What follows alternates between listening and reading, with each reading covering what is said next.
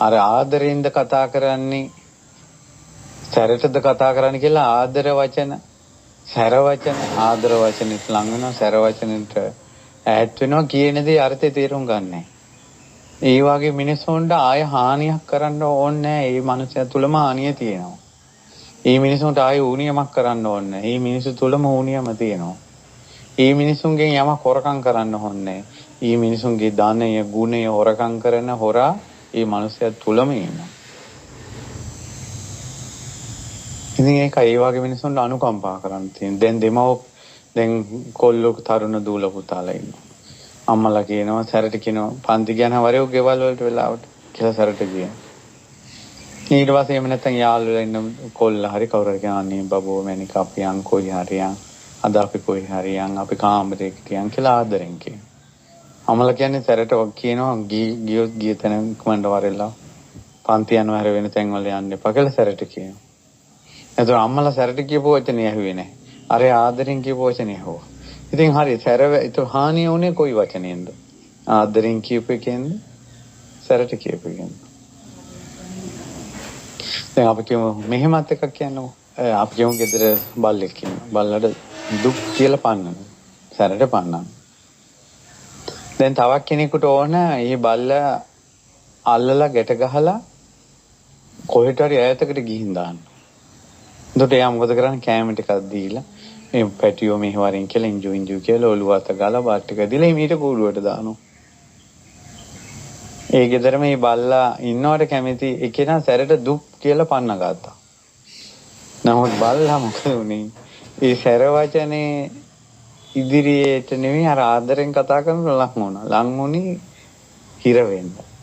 කූඩුවට වැටෙන්න. නිසා ආදර වශයෙන් මම ඔබ කවදා හරි මරනවා. ඔබට මං යහතින් ඉන්න දෙන්නේ නැහැ කියලා ආදරෙන් කියන්න පුළුවන්. එහෙම නැත්නම් ටොක්ක්ක් කැල්ලන් තෝ මොකද්ද මේ විනාශයකටපත් වෙන්නේ මේ හතුරුමැද ඉන්නපන් ඵලයන් කියලා කනට දෙකක් ගහලා පන්නන්න පුළුවන්. එයාගේ ජීවිතේ බේර ගන්න. ඒක තමයි. ඒකට බලන්න ඕන ආරතේ බලන්න ඕන. හොඳ මොකද්ද නරක මොකද්ද යහපත මොකද්ද අයහපත මොකද්ද මට මේකෙන් සිද්ධ වෙන්නේ යහපත මොකද්ද කියලා බලන කෙනාට කියන්නේ සැරටද ආදරෙන්ද කියන එක අදාළ නැහැ. නමුත් බහුතරයකට කියන්නේ 99.90%කට මේක ඔරොත්තු දෙන්නේ නැහැ. සැර වචන ඔරොත්තු දෙන්නේ නැහැ. නමුත් බුද්ධ දේශනාව තමයි කියන දේ අර්ථය අහන්න සැරයිද ආදරෙන්ද කිව්වේ කියලා ඒක හිතන්න එපාකෝ. ඉතින් අපි මීට කලින් කතා කළේ ආදරෙන් තමන් ආදරෙන් කතා කරන එකයි විසඳුම. බාහිර ලැබෙන අවවාද අනුශාසනා සැරටද පරසටද කියලා නෙමෙයි. දැන් ඔහොම සිද්ධියක් ඉස්සර වුණා බුදුරජාණන් වහන්සේ වදාළ ඉස්සර රජ කෙනෙක්. හඳ දිහා බලහිනකොට එදා චන්ද්‍රග්‍රහණයක් වුණා. ඉතින් රජුරෝ කල්පනා කළා ලස්සනට බැබලෙන හඳ මේ රාහු කියන බාධාව නිසා හඳේ බැබලීම නැති වුණා. ඒ වගේ මම හුදකලාවේ හොඳට ඉන්න කැමති කෙනෙක්. නමුත් මේ පිරිවරාගෙන අවවාද අනුශාසනා කරගෙන ඉන්න ගියට පස්සේ රාහු ඇල්ලුවා වගේ මගේ ජීවිතේ බබලන්නේ.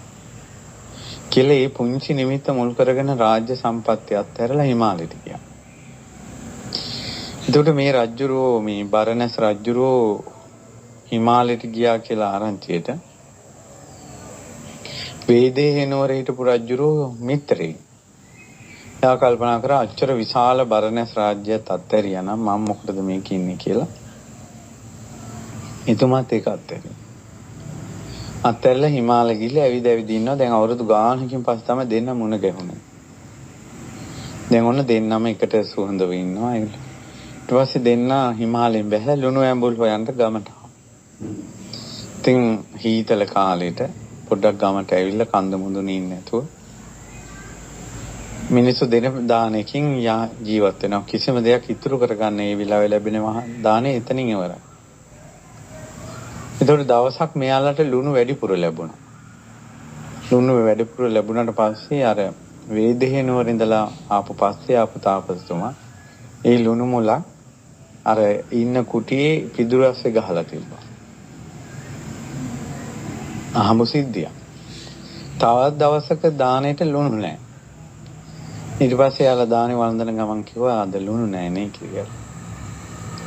ඊට පස්සේ පොඩ්ඩක් ඉන්නකෝ කියලා අර පස්සේ ආපු තාපසතුමා අර ලුණු ටිකක් අරන් ආවා අර ගහලා පිදුරුට ASCII ගහලා තිබ්බා. ඊට පස්සේ අනේ ලොකු තාපස්තුමා ඇහුවා කොහෙන්ද අද අපි ලුණු ලැබුණේ? ඊට මට කලින් ලැබිච්ච එකක් මම මේ තියලා තියාගත්තා. ඒකට ලොකු තාපස්තුමා කිව්වා හිස් පුරුෂයෝ වේදේ නුවර රාජකමටපත් වෙලා රජසැපත් අත්හැරලා අන්තපුරේ අත්හැරලා රාජ යාන වාහන රථ රන් රිදී මුතුමැණික් අත්හැරලා ඇවිල්ලා ලුණු ටිකක් අල්ලගත්තද විසිකරපන් ඕක කියෝ. අවුල් ගියා. අර තාපස්තුමා අවුල් ගියා.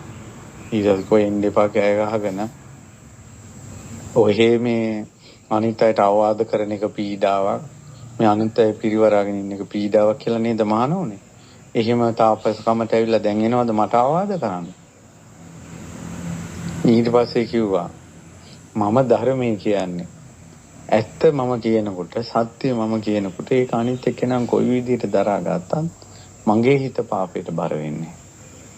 මම ඇත්ත අත්හැරිය යුතු දේ අත්හරින්න අල්පීච්ඡ බව ජීවිතේ දිනු කරගන්න කියලා මම ධර්මයක් කිව්වේ. ඒ නිසා ඒකෙන් ඔයා අවුල් වුණාට මට පෞරස් වෙන්නේ. ඒ නිසා අපි යමක් කියන්නේ හොඳට නම් එකෙන් අනිත් එක්කෙනා අවුල් ගියා කියලා ඉතින් පෞරස් වෙන්නේ. නැත්නම් අපි මිනිස්සු හිතනවානේ අනේ මං කියපු එකෙන් අර අවුල් ගියා දැන් මට පෞරස් වෙනවා එයාගේ හිත දැන් රිදෙනවා මෙහෙමයි කියලා හුරතල් චරිත තියෙනවා. ඊට පස්සේ මෙහෙම කියාගෙන විස්තර කරගෙන යනකොට අර තාපස්තුමාට තේරුණා. කිව්වා හරි ඔයා කියන්නේ ඇත්ත. ඇත්තක් වුණාට පොඩ්ඩක් මිහිරි වචනෙන් කියන්නකෝ. ඔයා දෙන අවවාද ඔයා ඔය සැරට කතා කරපු එක කඩකැත්තෙන් ඒ කියන්නේ මොට්ට වෙච්ච දැලිපිහියකින් කෙස් රැවුල් කපනවා වගේ. දැන් හොඳට මුවහත තියෙනකොට දැනෙන්නේ නැතුව කැපීගෙන යනවා. මොට්ට වෙලා අමාරුවෙන් දැන් කපන්නේ රිදෙනවා. හැබැයි කෙස් රැවුල් කැපෙනවා. මොට්ට වෙච්ච දැලිපිහියකින් රැවුල කපනවා වගේ කිව්වා සැරට කතා කරනකොට. ඊට පස්සේ කිව්වා හරි ඒ ඔයා හිතන විදියනේ. ඔයා හිතන විදිය මම අනිත් අයගේ යහපත උදෙසා නම් දහම් අවවාද දෙන්නේ. මම දන්නේ එච්චරයි. මගේ හිත පාපය ඇලෙන්නේ. මේ විස්තර කරනකොට මම දන ගැහුවා. වැඳලා ළමාවිල්ලෝ. මේ අපේ ආනන්ද ස්වාමීන් වහන්සේ ඔය. ඉස්සර මහා තාපසීන් වහන්සේ බෝධිසත්වයෝ. දුන ආනන්ද ස්වාමීන් වහන්සේ ඒ ජීවිතේ කැමති වෙලා නැහැ දැරට කතා කරන එකට. නමුත් දමනේ කළා. මහා බෝධිසත්වයෝ. ඒ නිසා කියන දේ යහපතක් නම් අහන කෙනා එක අකමැති වෙන්න පුළුවන්. ඒ කියන්නේ බුද්ධ දේශනාවේ තියෙන පින්වත් මහන්නේ සත්‍ය නම් ඒක සිද්ධ වෙලා නම් බොරුවක් නෙවෙයි නම් අනිත් අය ඒක අර්ථයේ පිණිස පවතිනවා නම් අනිත් අය මනාපෝන තමනාපෝන බුදුරජාණන් වහන්සේ දේශනා කරනවා.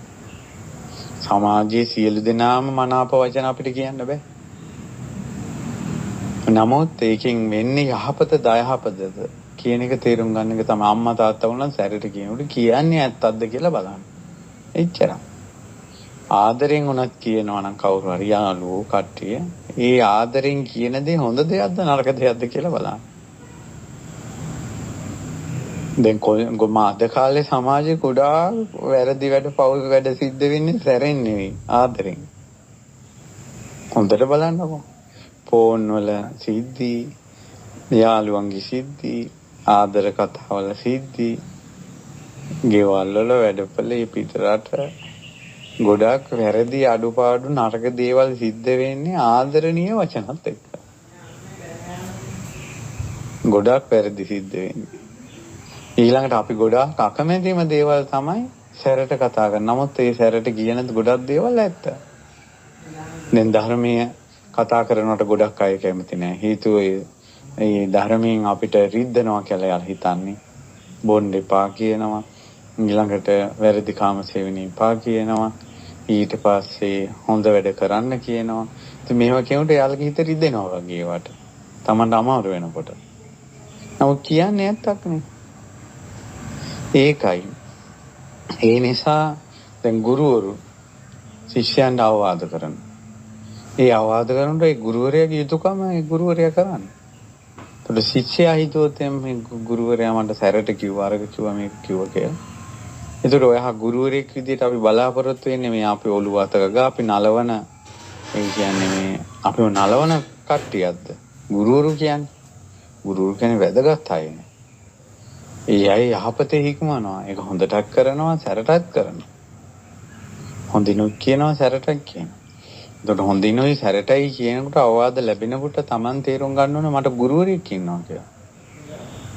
මට ගුරුවරයාගේ සම්පත්තිය ලැබෙනවා කියලා. කිසිම වචනයක් ගුරුවරයෙක්ගෙන් ඇහෙන්නේ නැත්නම් ඔළුව අත ගන්න එකම විතරක් කරන්නේ. එයාට උත්තරීතර ගුරු ඇසුරක් ලැබෙන්නේ නැහැ. දැන් ගොඩාක් ඔය ඉස්කෝලේ යන ළමයි, ටියුෂන් යන ළමයි ගෙවල් වලින් ඈත් වෙන්නත් එක හේතුවක් ඕක. ඒ කියන්නේ අර්ථය හොයන්නේ නැතුව ආදරේ සැර වචන බලනවා. යාළුවෝ සහ තමන්ගේ යාළුවෝ ටික ආදරෙන් කතා කරනවා. ඊට පස්සේ මේ පැත්තට නැඹුරු වෙනවා. ගෙවල් වලින් නිතර කියනවා පාඩම් කරපන්, වැරදි වැඩ කරන්න එපා, ෆෝන් එක ඔබ බයින්න එපා කිය හැම වෙලාවෙම අවවාද ලැබෙනවා. ඒතර ගෙදර එපා වෙනවා යාළුවෝ ඕන. යාළුවෝ කියන්නේ මස මැසේජ් එකක් දියා අර වීඩියෝ එක බලවද මම වීඩියෝ එකක් එවන්නම්, WhatsApp ෆොටෝ එවන්නම්, වීඩියෝ කෝල් එකක් ගන්න. ඕවා තමයි යාළුවෝ කියන්නේ. අම්මලා කියනවා අර කරන්න එපා, මේක කරන්න එපා, ෆෝන් එකේ ඉන්නවා. ඉතින් අම්මලා එපා වෙනවා, යාළුවෝ ඕන වෙනවා. නමුත් ආදරෙන් කියපු දේ හරි දෙයක්ද වැරදි දෙයක්ද? අම්මලා සැරට හරි කියපු දේ හරි දෙයක්ද වැරදි දෙයක්ද කියලා හරි වැරද්ද, හොඳ නරක, යහපත අයහපත, මෙලෝ පරලෝ යහපත ඊළඟට තමයි තමන්ගේ අනාගතේ දියුණුව පිණිස මොකද්ද ලැබෙන උපදෙස් කියලා නුවණින් යුක්තව හිතන්න පුළුවන් මනුස්සයාට මේ බාහිර කොච්චර සැරට ඇහුණත් ඒකට වරොත්තු දෙන්න පුළුවන්. නුවණ නැති කෙනාට සැර වචන වරොත්තු දෙන්නේ නැහැ. ඔච්චරයි ඉතින් කියන්න තියෙන්නේ. මේ නිසා තමන් සමාජයේ මුහුණ දෙන්න නම් එතකොට එහෙමනම් මේකට මොකද්ද උත්තරේ? සැරෙන් කියන දේද විසඳුම, ආදරෙන් කියන දේද විසඳුම කියන එකට මොකද්ද මම ඔබට දිය යුතු මේ කථානුසාරයෙන් දිය යුතු උපදේශ? මේකට විසඳුම තමයි නුවණ තියෙන එක. නුවණ තියෙන කෙනා මේ දෙකටම මුහුණ දෙනවා. වරොත්තු දෙනවා. සැරට හරි ආදරෙන් හරි කියන්නේ හරි දේ නම් ඒකයි පිළිගත යුතු දේ. සැරෙන් හෝ ආදරෙන් හෝ කියන්නේ නරක දෙයක් නම් ඒක පිළිගත යුතු නැති දෙයක්. ඒක නුවණැත්තට තමයි තේරුම් බේරුම් කරගන්න පුළුවන් වෙන්නේ. ඒ නිසා ඔබටත් මටත් මේ සමාජයට මුහුණ දෙන නුවණම පහළ වේවා කියලා